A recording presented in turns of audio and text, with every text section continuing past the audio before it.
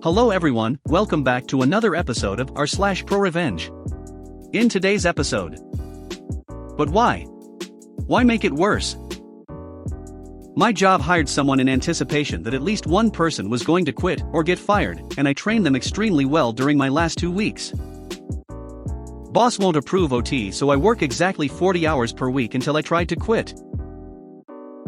Before we get started, make sure to subscribe so you will never miss a video. So let's get started. But why? Why make it worse? I was in the US Army. We were deployed and it was during the surge. We were undermanned and overtasked just like everyone else. Morale was pretty low across the board. At the time I was a senior NCO working in a Battalion 3 section. Our officers were tasked to special duties/teams, and so me and my seriously overworked and underpaid NCOs did the planning, orders and all the other stuff without any officers. This was fine because all my guys were pretty solid and really hard workers, and we all had our own strengths that we used to network extensively. We were also a pretty small battalion, unlike some other the heavy hitters in country, so our workload was manageable as long as everyone pulled their share, which they did. Now my guys were all working at least 2 pay grades above their level, and doing it well. So well that the brigade commander and brigade command sergeant major knew most of my guys on site because of their work ethic and how competent they were. We all worked 7 days a week in the operations center. Every shift was 13 or more hours, thus explained. Shift 1 was 0900 to 2100, but you were expected to be there 30 minutes early and stay 30 minutes late. This was so there was a good handover between shifts. My schedule was 0800 to 2200, and if I couldn't sleep, I would get up, eat midnight chow, and go check on the night shift. With regard to the networking, we all had our areas of expertise. Mine was the adjacent 3 shops, civilian maintainers, and the dining facility. I had an arrangement with the dining facility. Every Saturday and Sunday morning the dining facility had donuts, I know, right? Midnight chow, the dining facility manager put out danishes and other pastries. The arrangement was pretty much I made sure the folks in the dining facility didn't get on the 24-hour duty roster or have any BS details, and my guys got extra energy drinks, fresh fruit, pastries, coffee, etc. Really a good deal for both parties because cooks work long, really long, and crazy hours in really uncomfortable conditions and don't normally get the praise or respect they deserve. I have always made sure my cooks and mechanics were well taken care of. My guys worked more hours than most, maybe a tie with the cooks and mechanics, and in a very stressful position, so I was very protective of them. Yell at me all you want. Curse me out. Push me around because my E5 didn't do an E7's job to your expectation, cool. I'll take that rear-end mastication with a smile all day long because my answer was always you're right. It is too much for him. When are my E7s coming in? That was sweetness itself. I never passed a but chewing down. My guys never knew I got yelled at, and I made sure that any but chewing that was coming their direction was absorbed by me. Enough background. On to the story. The new command sergeant major came in after we had been in country for a few months. He was full of energy and excited about changing everything. Everything. At the time, Army doctrine said new leaders were supposed to come in and see how things were going before any changes are made. Remember the part about the brigade leadership liking my guys? He was one of those guys that you could tell struggled with his weight, a big deal in the Army, and wasn't really a welfare of the soldier type of guy. He was more of a will this make me look good type of guy. For you Army guys and gals, and probably other services too, he got promoted for being a this or that of the month or a this or that of the quarter or year. Lots of time going to boards, not much time taking care of Joe and Josephine. This guy. So, my guys worked a lot of hours. I protected them as much as my rank would allow. In order to improve their morale, I got them time on the fun ranges. During duty hours, I could get short time cover, where they could blow off steam by firing this and that without a bunch of BS. BTW, thank you unnamed unit, that was really cool about ammo and such. I may or may have not pencil whipped a thing or two so my guys didn't have to do as much mandated BS. My dining facility connections allowed me to get them good meals when their shifts ran long because of really good meals. When possible, I would pick up a box and bring it to them. I worked out a schedule that would allow them a little free time once in a while. They were working 13x7 hours a week, minimum. My guys worked hard and long. I got /bought coffee makers because the unreliable voltage /amps /cycles and level of use would burn them out, so nights sucked less.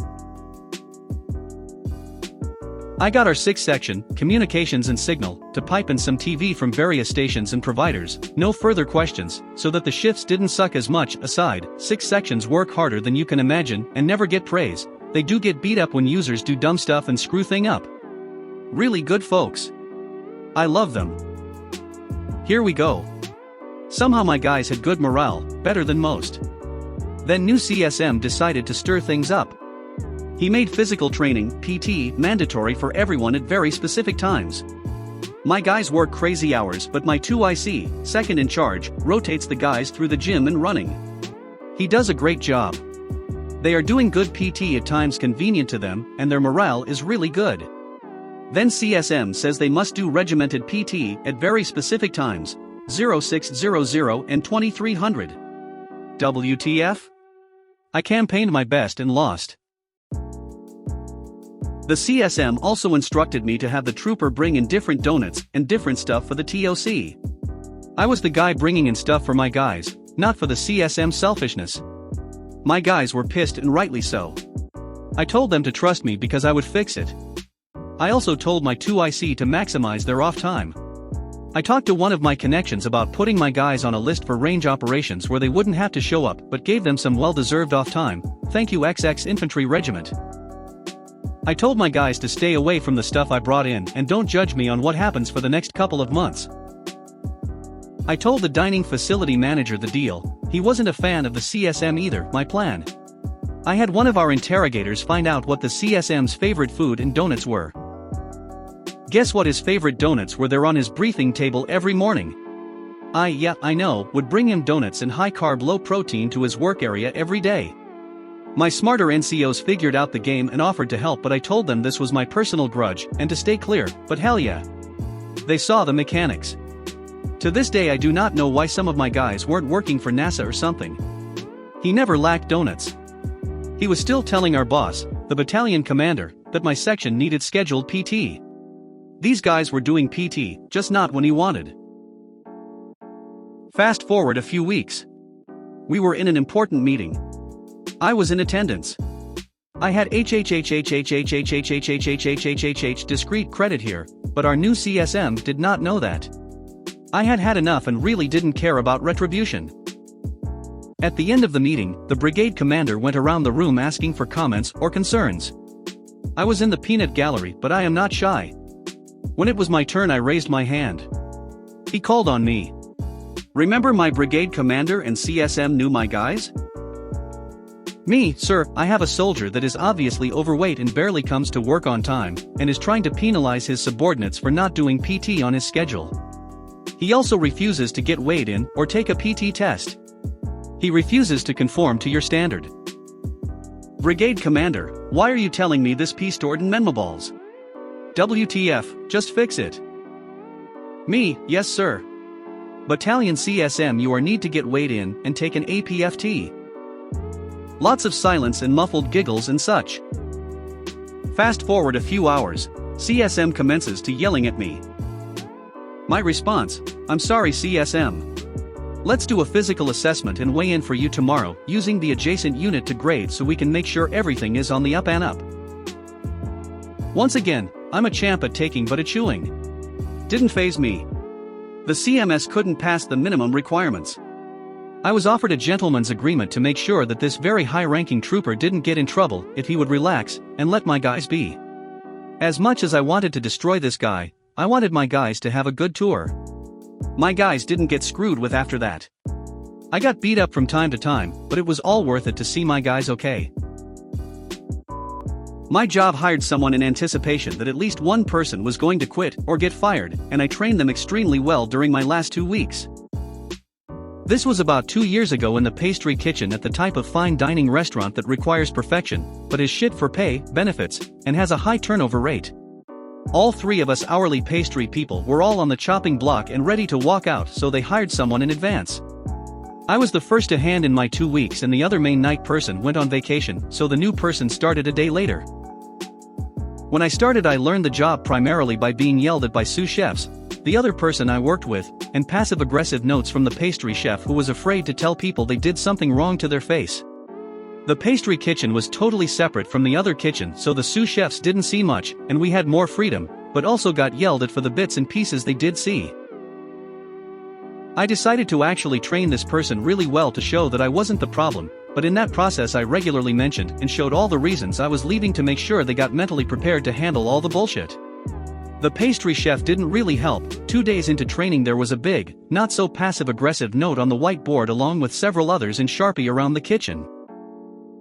I also took the opportunity to explain exactly why the other night person that I barely kept civil with since culinary school was awful to work with, and that we were supposed to work together on one prep list, but that there were things she wouldn't do, and if there were a lot of them on the list you were fucked because she's scooping and dipping truffles we don't need instead of helping you, and complaining would just make working with her worse. I gave the new person her prep list and explained that because the other night person was in college you only get 2 consecutive days off during the summer and occasionally on breaks and her vacations, which she takes a lot of.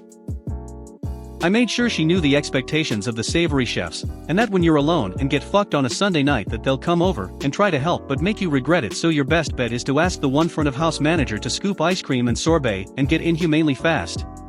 I told her how the executive chef always complains about dust in a poorly ventilated pastry kitchen that produces a lot of bread. The situation was sort of unfortunate because I really liked working with the new girl, and if we could have dumped the other main night person instead I might have hung around longer. I drove by a couple months later and saw her already looking dead inside, which is faster than expected, but she knew the bullshit from the beginning. The average pastry person there lasts 6 months to a year. I lasted about 8 months. She started the last week of March, and I don't know who left, but I saw an ad for a pastry person for that restaurant in July that year. Boss won't approve OT, so I work exactly 40 hours per week until I tried to quit. When I was in my 20s, I worked at a tiny coffee/wine bar establishment. It sold coffee in the mornings and had a wine/beer license for the evening crowd. Its selling point was that it had food pairings for all of its drinks, both coffee and alcohol. It was a fairly new business, only a year old. It had a bare-bones staff and the owner herself tended bar in the evenings, usually solo because the tips were better and she could keep them all for herself. I was one of 2 bakers/chefs/line cooks, making all the food to be paired with the drinks. We always worked opposite each other and split the day and night shifts, so we each had some evenings free. Owner was a 40-something single lady with no food service background or experience. She very proudly stated that she invented every recipe on the menu, but her inexperience was obvious. For example, her cupcake icing was 50% Crisco, stuff like that. She came from the corporate world and had turned her hobby into a business as a middle finger to her old bosses. She was always complaining about being single, about money troubles, about how hard the work was, about her life in general. It was just so much negativity. My boyfriend at the time would sometimes come in towards the end of my evening shifts, buy an overpriced beer at the bar, and we'd leave together. I could see the jealousy on her face every damn time. Owner hated paying overtime and got on my case any week I had any OT, even if it was 15 minutes. I had been in kitchens since I was 15, so by now I was a seasoned chef who could easily do 12 hours without even looking at the clock. This was the first place I had worked at where I had such an inexperienced boss and wasn't expected to do 60+ HRS/week. I finally had enough of her nitpicking, and here's where the MC kicks in. I started noting the exact time I clocked in, and, on a big piece of masking tape, I would write the exact time 8 hours later that I would clock out. I would put that piece of tape right in front of my station where everyone could see, and so would she. If I clocked in at 12:58 p.m., you bet your buns I was clocking out at 8:58 p.m, evening rush be damned. If someone ordered food after I left, she either had to make it herself or tell them the kitchen was closed, which defeated the purpose of having food pairings in the first place. She was the one who made the schedules, so it's not like I made things more difficult for her on purpose. Her lack of experience led to her being severely understaffed at crucial times, and, by that point, I didn't care enough to enlighten her. She wouldn't pay us OT, but she also wouldn't hire more people, so stuff just didn't get done. After a few months of this, I was just done working there and quickly found a new job. I told them I could start in 2 weeks, so I could give notice to my old job, as a professional courtesy. I typed up a generic resignation letter that had my end date 2 weeks later. I gave it to owner when she came in near the end of my shift. When I clocked out, she said not to bother coming in the next day. I was fired. I shrugged and left. I decided to take the 2 weeks as a staycation of sorts. At a friend's suggestion, I applied for unemployment since I was technically fired, and actually got benefits for 1 week before starting my new job, so it was like a paid vacation, which is unheard of in the food world. Last I heard, the place closed after 10 years because she wasn't making money, and she went back to the corporate world.